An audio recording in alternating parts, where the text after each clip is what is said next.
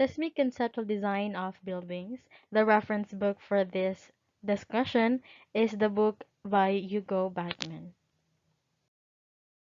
So basic principle number 19, as continuation of part 2, states that design steel structures to be ductile. So steel generally possesses a good plastic deformation capacity.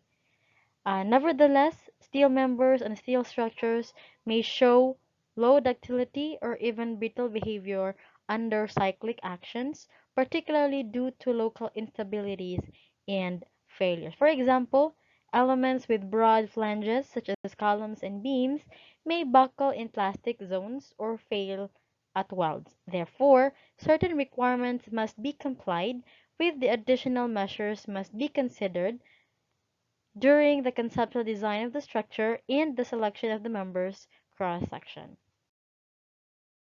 So we have here the transition from a reinforced concrete structural wall to a frame structure causes large discontinuities in stiffness and resistance. So the bolts in here, as you have noticed in the illustration, they have failed in this beam to column connection. So this picture in here shows the failure of a typical frame connection. So the welding, this one, between the column and the beam failed, resulting in a wide crack. So basic principle number 20 states that we are advised to separate adjacent buildings by joints. So pounding and hammering of adjacent buildings can cause substantial damage if not collapse during earthquake, because we know our buildings sway in an event of earthquake. So if they are situated right behind or right beside each other, there is a tendency that they will hammer and pound against each other. So this case will lead to the collapse of either of the buildings or both of the buildings. So the threat of the collapse is greatest when the floor slabs of adjacent buildings are at different levels and hit against the columns of the neighboring buildings. In such cases, the joints must conform with the relevant design rules. So this implies the following: the joints must have a certain minimum width. The joints must be empty. So in order to enable free oscillations and avoid impact between adjacent buildings, it is often necessary to have a substantial joint width. As long as the structure elements do not lose their bearing capacity at pounding, other solutions are also possible. So the pounding of two similar buildings with floors at the same levels cause damage to the facades as well as the spalling. So in this part right here.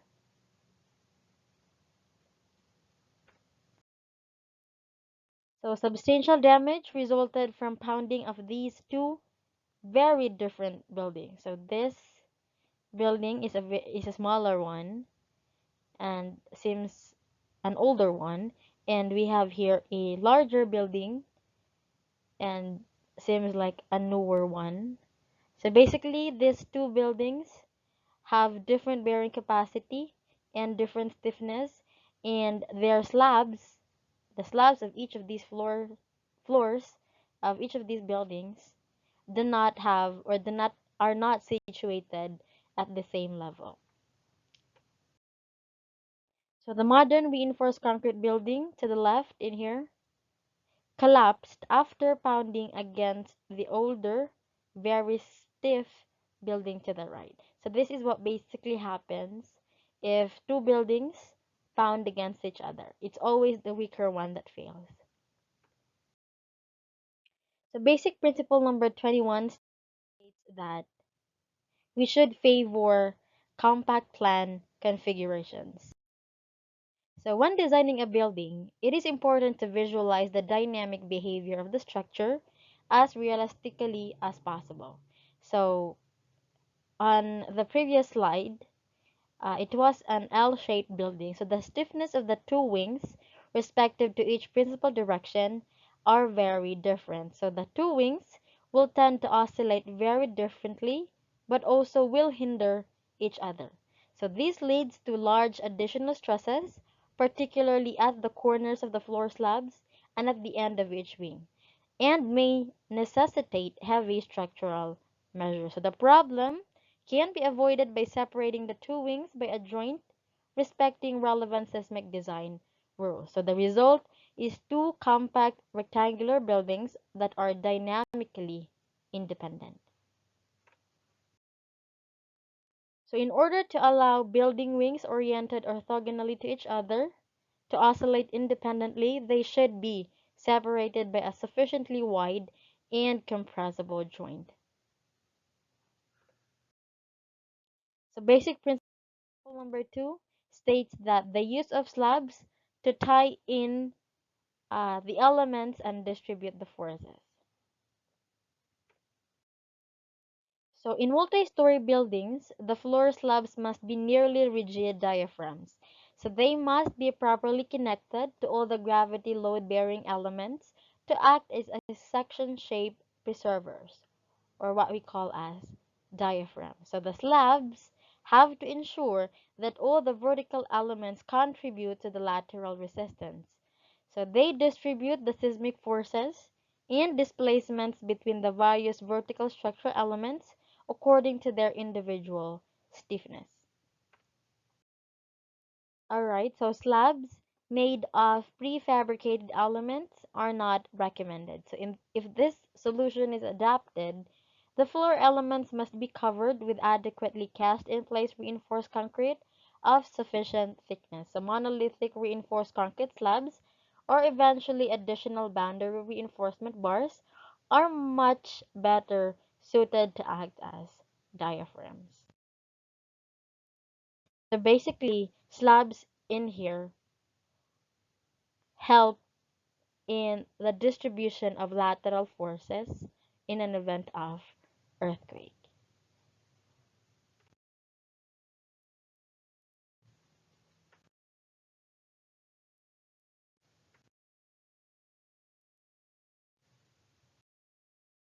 So a corner of this building collapsed. So the slabs consisted only of precast elements without reinforced concrete cover and without reinforced connections to the vertical load-bearing elements. So in these houses also, the slabs consisted only of precast elements which were insufficiently connected between each other and with the wall. So basically, the slabs have to be anchored or connected sufficiently with the other structural elements of the building, such as the columns and the beams. So basic principle number 23 states that ductile structures through design capacity. So ductile structures usually offer substantial advantages in comparison to similar brittle structures. Most importantly, the required structural resistance can be reduced, bringing substantial savings and increased safety against collapse. So whenever possible, the structure of a building should be designed to be ductile. This is also appropriate where the structural resistance for every reason is so large that the design earthquake can be accommodated within the elastic capacity range of the structure. So in this case, it is important because real earthquakes do not read the codes and may be substantially stronger than the design earthquake and bring the structure in its inelastic domain. So the capacity design methods offers a simple and efficient approach to ductile structural design. So the structure is told exactly where it can and should plastify and where not. Hence, a favorable plastic mechanism is created. A large and predictable degree of protection against collapse can be achieved by good capacity design. So, basic principle number 23 basically promotes to us to design our structures to be ductile. And for us to do that, we have to adapt the capacity design method. So basic principle number 24 states that we should use ductile reinforcing steel with Rm over Re greater or equal to 1.15 and A sub GT greater or equal to 6%. Or that is the strain hardening ratio and the total elongation at maximum tensile stress, respectively. So in reinforced concrete structures, the two reinforcing steel must enable the development of sufficiently large and deformable plastic zones. So two parameters are crucial to ensure this.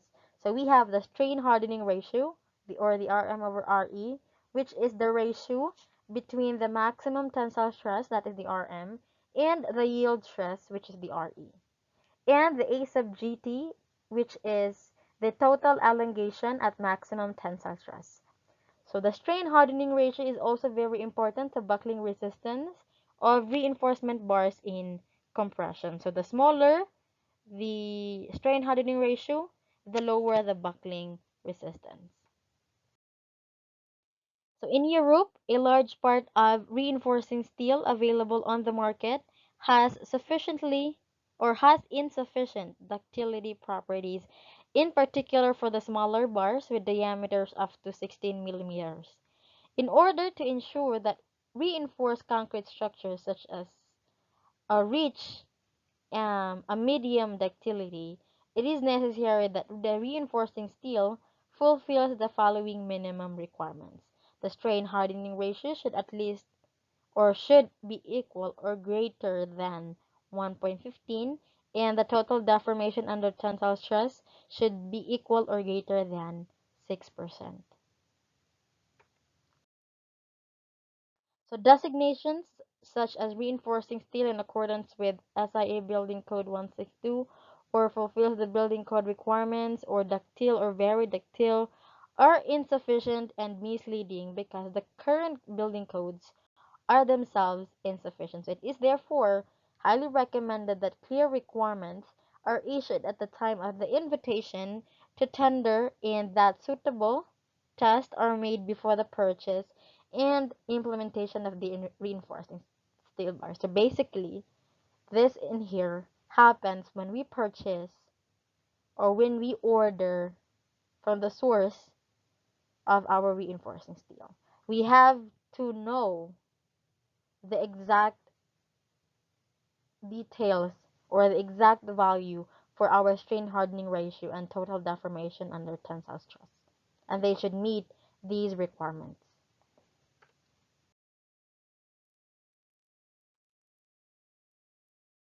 So the failure of the reinforcement bars having relatively low strain hardening ratio value was initiated by their buckling in compression, followed after a load reversal by rupture in tension in here.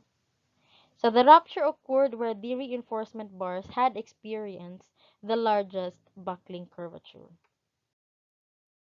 So basic principle number 25 states that we should use transverse reinforcement with 135-degree hooks and spaced at not less than or not greater than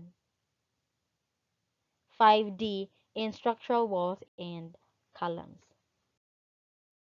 So within cyclical stress plastic zones or reinforced concrete structural walls and columns, the concrete cover spalls when the elastic limit of the reinforcement is exceeded.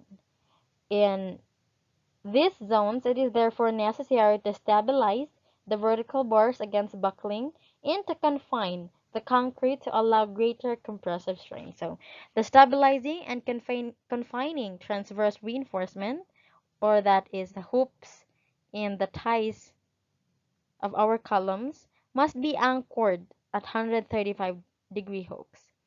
Damaging earthquakes have repeatedly illustrated that 90-degree hooks are insufficient.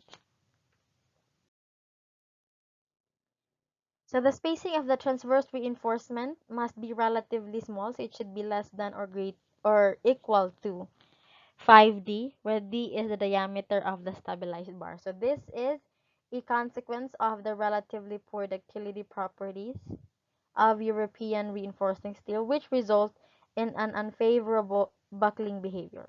So similar rules apply to the plastic zones in frame structures.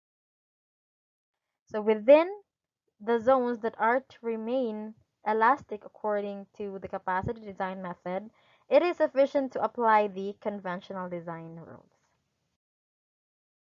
So in this column of an industrial building made of precast reinforced concrete elements, the hoops were too widely spaced and insufficiently anchored with only 90-degree hooks, so they consequently opened, allowing the vertical reinforcement to buckle. So we have here the hoops at the foot of this column in a frame structure also failed because the hoops only had 90-degree hooks.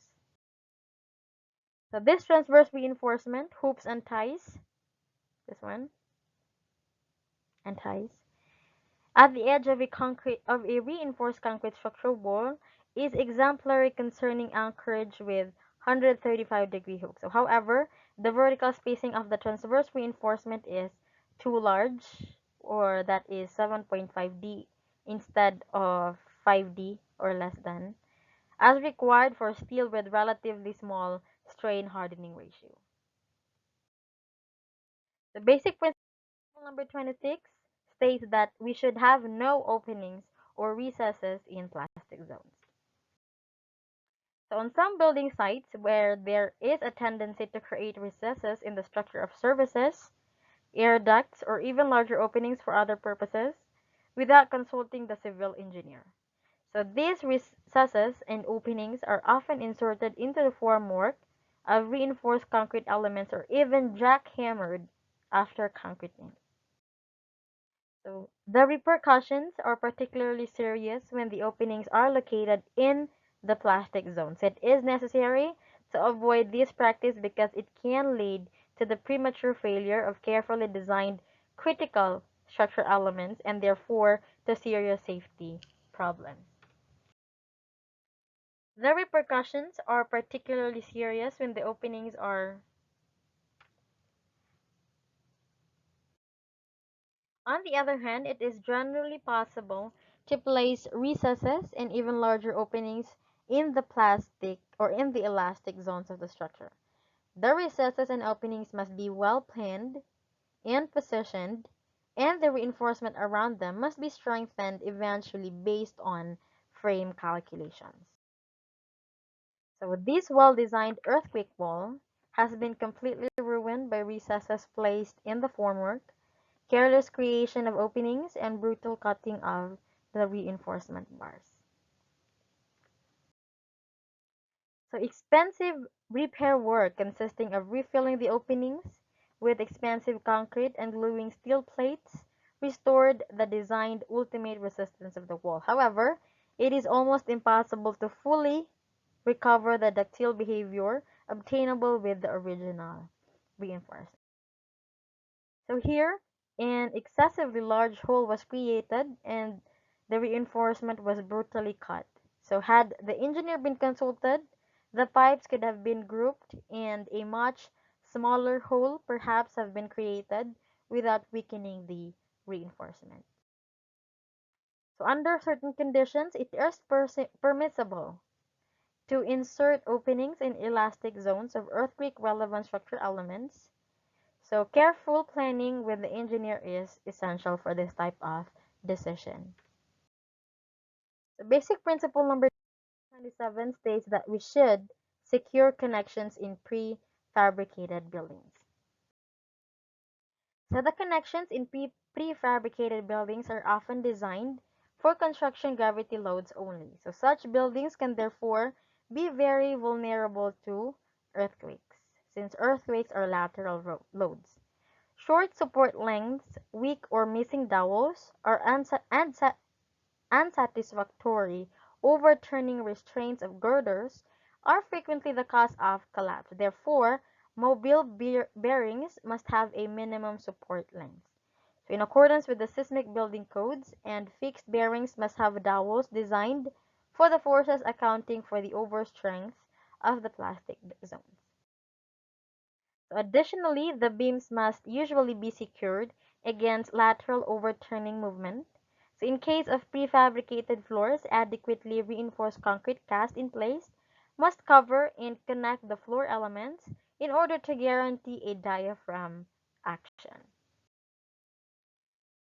So in here, the dowels of the column corbels of this prefabricated factory building did not provide sufficient stability. So the support area failed and the main beams overturned in the direction of the longitudinal axis of the buildings. And of course, and the entire roof structure collapsed. So the consequences of bad planning and insufficient design and detailing of prefabricated industrial building causes to this one. So basic principle number 28 states that we should protect our foundations through capacity design. So the ability of the foundation structure to bear the seismic actions is important for the overall earthquake resistance of the building. Usually cantilever walls as well as frame columns rest on one or more basement stories or on a massive raft. So according to the principles of the capacity design method, the foundation should be able to transfer the overstrength sectional forces of the plastic zones to the ground without yielding. So foundation structure should always remain elastic since plastic deformations generally lead to unpredictable behavior and additional displacements and stresses in the building structure. So besides, repairs are usually substantially more difficult to execute in the foundation than in the building structure. So the reinforcement must therefore be strengthened directly below the plastic zones and detailed accordingly. So when the foundation structure forms a rigid box made up of reinforced concrete walls and slabs, it should be checked that the path of compression, shear, and tensile forces can be transferred from the plastic zones of the structural walls through the slabs to the exterior walls and to the roof. So it may be necessary to reinforce these structural elements